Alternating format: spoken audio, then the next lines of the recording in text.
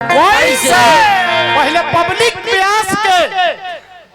पदवी दे। हाँ एबरा को हमनी के व्यास अपने मन पदवी लेके हाँ नमस्कार प्रणाम हम मगध सम्राट सुदर्शन जादव आप सबको उज्जवल भविष्य के लिए माता रानी से कामना करते हुए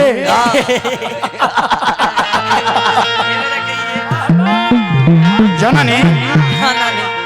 हमने के ब्यास लायक न खींचा ना ब्यास ये 4-5 जिला में एक आदमी अब रह गए, कुछ लोग तो मर गए, एक आदमी रह गए के जकर नाम शिरोमणि सुखनंदन यादव जी है। हाले में रामायण के वहाँ के रचना करनी है भोजपुरी रामायण, जो रामायण के नाम है सरस रामायण। कमला प्रेस से किताब के छपल गई। हमने के कह दिए एगो मनोहरपति के रचना को दो तो हमने क्या औकात के था लगी तो कहते नहीं तो क्या कहले बबुआ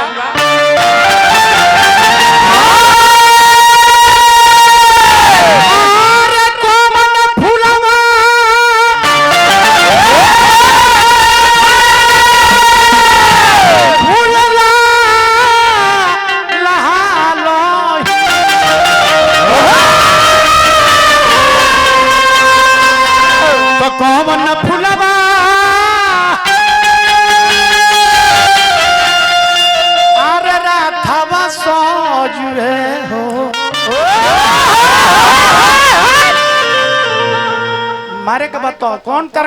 सल्फास लेके घूमता है वही तवा का हमने खोजा था नहीं हमारा जियो भर में तारा के सल्फास देते हैं सो जहर दी है सो नाम तो धरो तो कौन हो बोलो सल्फास खा के तारा के मरे देबो तारा के मीठा खिया खिया के मुआए कौन हो सल्फास तारा के खिया वाला तने ओकर नाम धरो बिना नहीं ऊपर खबर ले लेते कि ना हो बबुआ तो कौन फूल फूले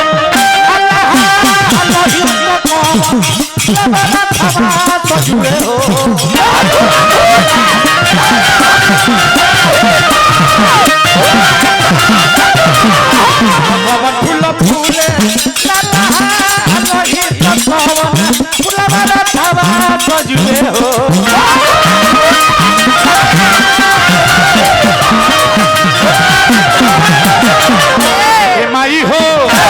माई हो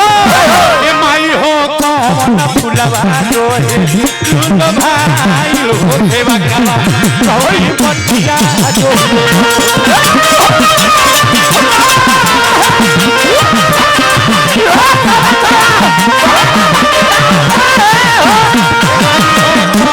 फुलवा रोए सुनो भाई हो देवा कला कोई पटिया जो हुए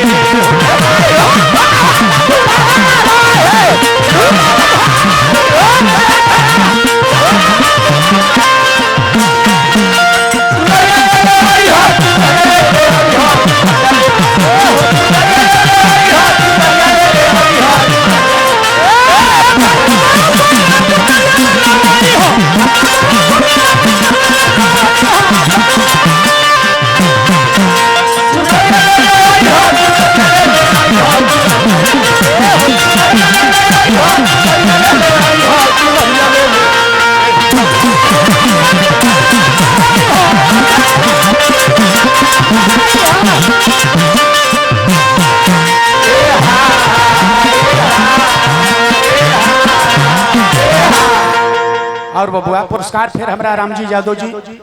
हार्दिक हार्दिक अभिनंदन। पहले के ब्यास में यही में जवाब सवाल होते रहे आए बेरा के देखी यूट्यूब पर सुमरने से गारागारी शुरू हो जाता यही से वहाँ के मने करे के पड़ल हो देख ले सब अश्लील के जानता नहीं ये बेरा जौ के संगे संगे घुनो पीसा निम्नो आदमी जवाब वो डांटल जाता। रविंदर सिंह जी उप मुखिया 500 रुपया का पुरस्कार दिले बनी जाई जौना खजाना में से बाबा जी के रुपया दिले बनी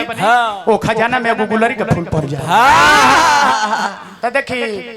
उप मुखिया जी है ना ताक लिए खाली घी डाले के मतलब डाली में डाल अभी ना जे घी भल तो सुअरी के लेना पर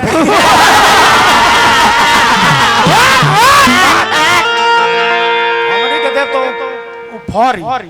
गलती कहते ना जी। ऐसे गौनिहार सब कोनो ब्यादर होखस गौनिहार गंधर्वी हो चाहे सुदर्शन भाई हो चाहे केहू होखे चाहे हम होई 1000 दे बिना रुआ खजाना में 2000 हो जाए कैसे 2000 दे रुआ खजाना में 4000 हो जाए कैसे 4000 दे रुआ खजाना में 8000 हो जाई नहीं खे विश्वास तो 4000 दे के हमरा के देख हाँ दही एक बार देही 8000 नहीं खे हो जा तो हमारा मोबाइल नंबर ले ली 91 94 72 23 हमारा मोबाइल पर फोन करो जब हम भदार से रामा छपरा चल जाब अपना गाँव में छपरा में तो हाँ पता चले कि तिवारी बाबा के मोबाइल बंद बदलो भैंस बेच के पैसा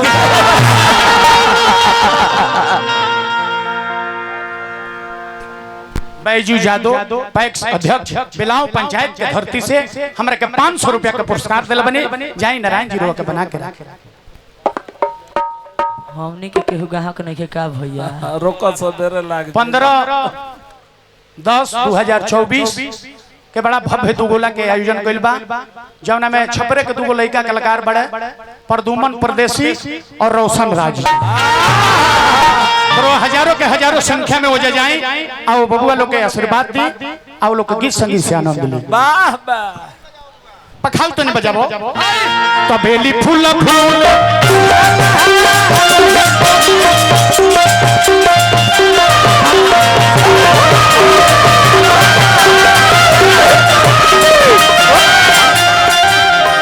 कमेटी के बबुआ जी लोग के तरफ से पुरस्कार हजारों हजार रुपया चाहे रो सबके माई मनोकामना पूरा करी रो सब स्वस्थ रही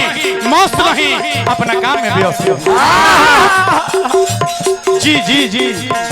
तबेली फूल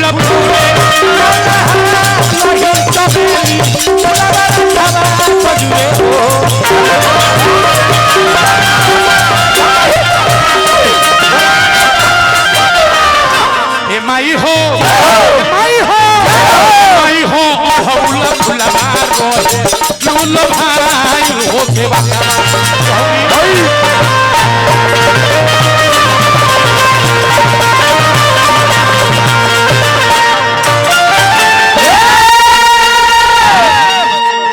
परमादरणीय मनोज सिंह जी